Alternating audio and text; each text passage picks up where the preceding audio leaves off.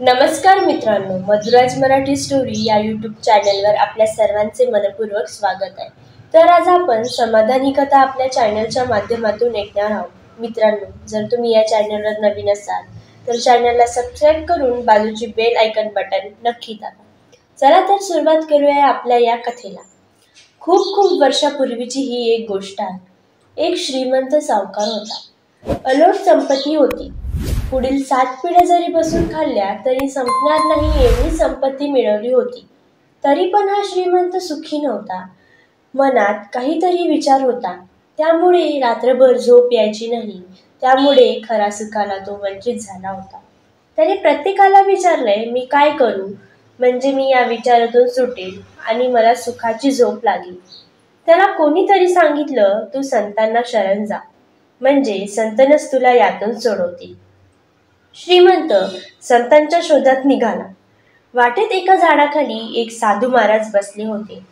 त्यांना नमस्कार करून श्रीमंत म्हणाला, महाराज, मला काहीही कमी नाही।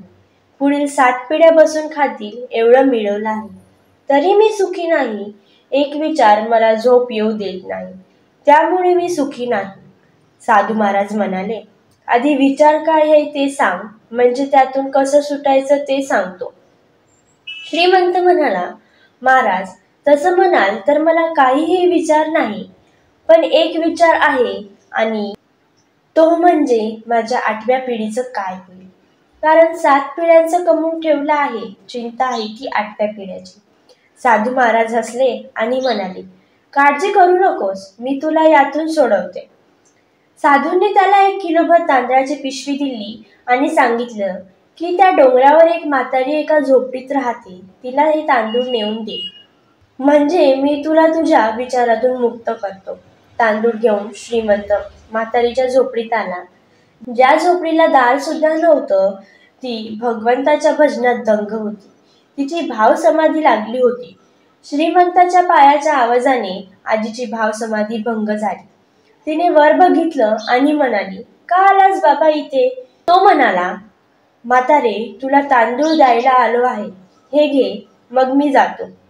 ती म्हणाली, का रे, तुला मागितले होते काय? तुझ्यासमोर हात पसरला होता का? नाही न, मग का आणलेस तांदूळ? हे पिशवी उचल आणि चालायला निघ इथून। तो म्हणाला, मला त्या झाडाखाली बसलेल्या साधूने पाठवलं आहे, म्हणून मी आलोय। ती म्हणाली, त्या साधूला जाऊन सांग की अजून 2 दिवस पुरतील एवढे तांदूळ माझ्या झोपडीत आहे। श्रीमंताने आपली अक्कल चालवली। तो म्हणाला, म्हातारे, 3ऱ्या दिवसाला होतील, राहू दे। ती म्हणाली, माझ्या 3ऱ्या दिवसाची चिंता तुलाही नको आणि त्या साधूलाही नको। त्याला सांग, माझ्या 3ऱ्या दिवसाच्या तांदळाची चिंता मी ज्यावर सर्वस्वार भार टाकून या निर्जन स्थळी भजन करत बसले ना, त्याला आहे। हे ऐकून श्रीमंत पिशवी घेऊन परत आला आणि साधू समोर पिशवी ठेवून निघाला। साधूने त्याला हाक मारली, अरे, विचार घेऊन आला होतास ना, मी तुला त्यातून सोडवणार आहे।